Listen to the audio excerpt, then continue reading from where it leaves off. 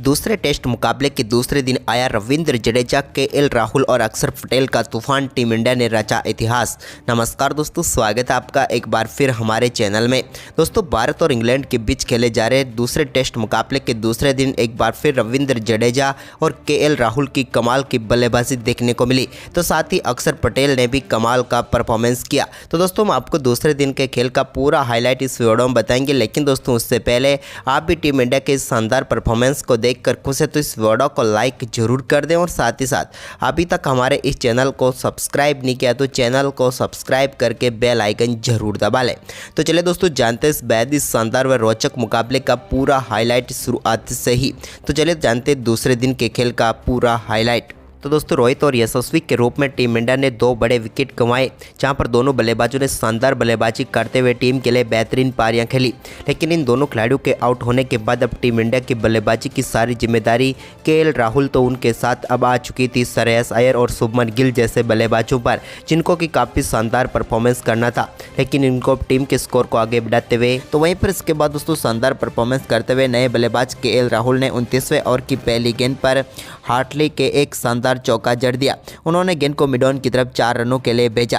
तो इसके बाद दोस्तों इसकी अगली गेंद पर एक बार फिर मिडॉन की तरफ ही उन्होंने एक और शानदार चौका जड़कर बैक टू बैक 2 गेंदों पर 2 चौके जड़ दिए। इसके बाद 30वां ओवर डालने आए जो रूट के ओवर में भी शानदार बल्लेबाजी करते हुए एक बेहतरीन चौका केएल राहुल के बल्ले से देखने को मिला।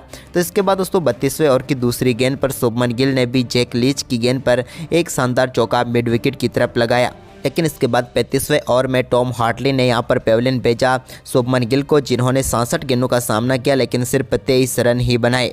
तो वहीं पर इसके बाद नए बल्लेबाज क्रीज पर उतरे श्रेयस अय्यर, लेकिन इसी बीच मार्क वुड के 36वें ओवर की दूसरी गेंद पर शानदार चौका केएल राहुल के बल्ले से देखने को मिला। तो इसी ओवर की तीसरी गेंद पर भी उन्होंने गेंद को एक बार फिर से ऑफ साइड की तरफ शानदार शॉट के जरिए 4 रनों के लिए बाउंड्री लाइन के पार भेजा, जबकि ओवर की आखिरी गेंद पर भी पुल शॉट खेलते हुए गेंद को चौके के लिए भेजकर इस ओवर में 3 बेहतरीन चौकों के साथ 14 रन बटोर लिए। तो वहीं पर इसके बाद श्रेयस अय्यर भी काफ़ी देर से क्रीज पर मौजूद थे, तो उन्होंने यहाँ पर 41वें ओवर की चौथी गेंद पर हार्टली के एक कमाल का छक्का जड़ा, जब उन्होंने गेंद को डीप मिड विकेट के ऊपर से सीधे स्टैंड में डिपॉजिट कर कमाल का छक्का जड़ दिया। अद्भुत शॉट था ये श्रेयस अय्यर का। तो इसके बाद दोस्तों श्रेयस अय्यर ने 43वें ओवर की 5वीं गेंद पर भी एक और शानदार चौका मिडॉन की तरफ जड़ दिया। यहाँ पर भी कमाल का चौका उनके बल्ले से देखने को मिला। अब भारतीय टीम की तरफ से दोनों बल्लेबाज काफ़ी शानदार परफॉर्मेंस करते हुए 50 रन पार्टनरशिप की तरफ बढ़ रहे थे, और इस 50 रन की पार्टनरशिप को श्रेयस अय्यर ने जो रूट की गेंद पर लगे एक शानदार चौके के साथ पूरा कर लिया और भारतीय टीम को मुश्किल स्थिति से उबार दिया। 77 गेंदों पर 51 रनों की पार्टनरशिप दोनों बल्लेबाज कर चुके थे। इसके बाद दोस्तों 48वें ओवर की आखिरी गेंद पर सिंगल के साथ केएल राहुल ने कमाल का परफॉर्मेंस करते हुए अपना बेहतरीन अर्धशतक पूरा कर लिया।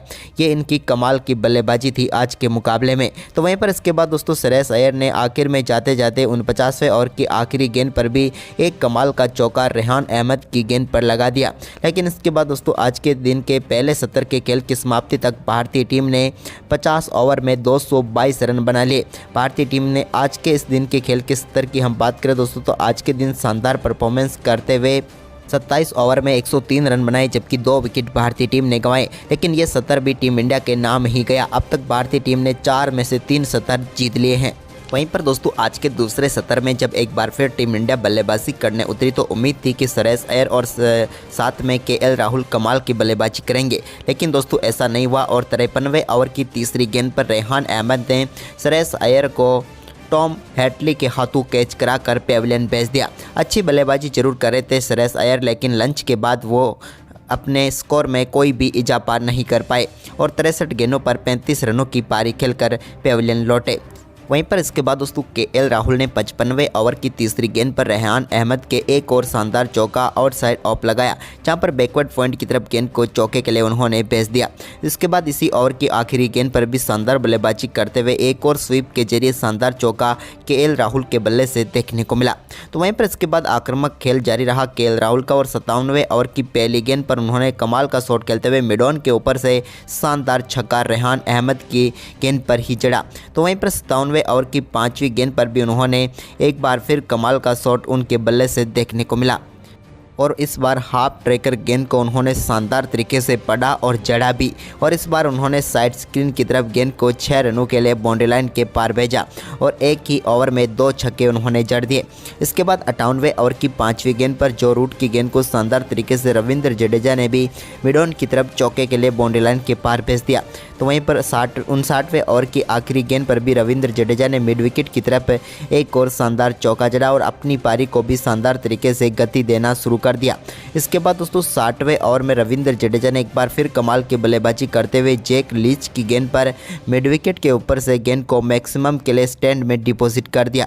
यह भी रविंद्र जडेजा के बल्ले से निकला हुआ एक कमाल का छक्का था।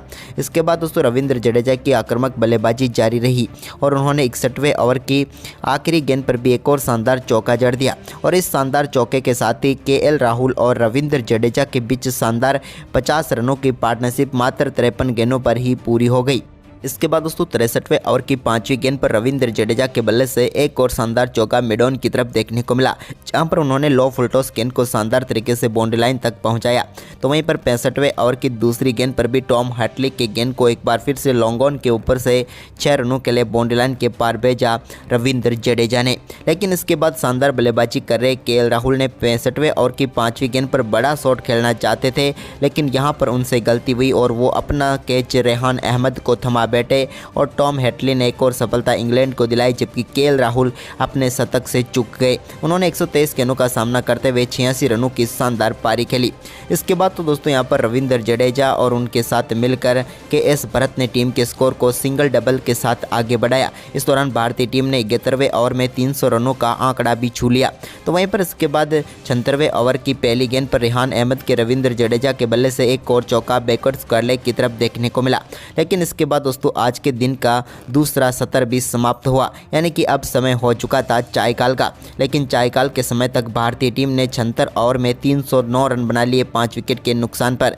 इस सत्र की बात करें तो यहाँ पर भी टीम इंडिया का परफॉर्मेंस लाजवाब रहा, क्योंकि आज के दूसरे दिन के दूसरे सत्र में भारतीय टीम ने 26 ओवर में 87 रन बनाए 2 विकेट के नुकसान पर और इस सत्र को भी अपने नाम कर लिया। अब रविंद्र जडेजा और केएस भरत मौजूद थे अभी भी क्रीज पर। वहीं पर इसके बाद दोस्तों तीसरे सत्र की शुरुआत करने एक बार फिर रविंद्र जडेजा और श्रीकर भारत क्रीज पर उतरे। तो दोस्तों 19वें ओवर की तीसरी गेंद पर श्रीकर भारत ने शानदार शॉट खेलते हुए रूट की गेंद को बाउंड्री लाइन का रूट दिखाया और शानदार चौका स्क्वायर लेग की तरफ बटोर लिया। इसके बाद दोस्तों यहाँ पर शानदार परफॉर्मेंस श्रीकर भारत का जारी रहा और इन्होंने 82वें ओवर की 5वीं गेंद पर भी रेहान अहमद के एक और कमाल का शॉट खेलते हुए गेंद को डीप मिड विकेट की तरफ 4 रनों के लिए बाउंड्री लाइन के पार भेज दिया। इसके बाद दोस्तों रविंद्र जडेजा की बारी थी, तो उन्होंने 83वें ओवर की तीसरी गेंद पर कमाल की बल्लेबाजी करते हुए अपना बेहतरीन अर्धशतक पूरा कर लिया। रविंद्र जडेजा के टेस्ट करियर की ये 20वीं 50 थी। कमाल की बल्लेबाजी रही रविंद्र जडेजा की और कमाल का ही इनका सेलिब्रेशन था। तो वहीं पर इसके बाद दोस्तों यहाँ पर 89वें ओवर की पहली गेंद पर जो रूट की गेंद को एक बार फिर से श्रीकर भारत ने 4 रनों के लिए मिड विकेट की बाउंड्री लाइन के पार भेजा। लेकिन इसकी अगली ही गेंद पर शानदार वापसी करते हुए रूट ने श्रीकर भारत को LBW आउट करके पेविलियन भेजा और भारतीय टीम को एक और झटका दिया।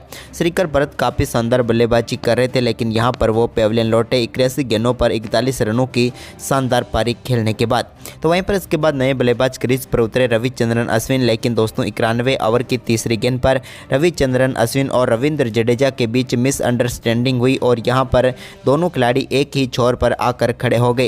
लेकिन इसके बाद यहां पर रविचंद्रन अश्विन को आउट होकर पेविलियन लौटना पड़ा।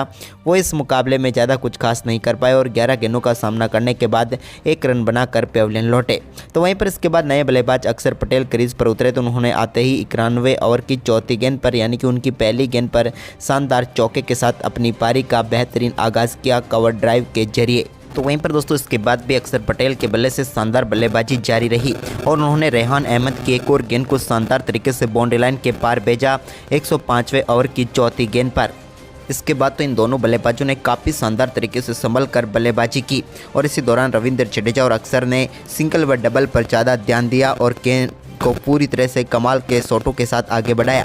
तो वहीं पर 110वें ओवर की चौथी गेंद पर भी टॉम हैटली की गेंद पर एक और शानदार चौका अक्षर के बल्ले से निकला। तो इसके बाद रविंद्र जडेजा भी कहाँ पीछे रहने वाले थे, उन्होंने भी रेहान अहमद की एक और फुल टॉस गेंद पर शानदार तरीके से चौका लगाकर टीम इंडिया के स्कोर को 400 के पार पहुंचा दिया।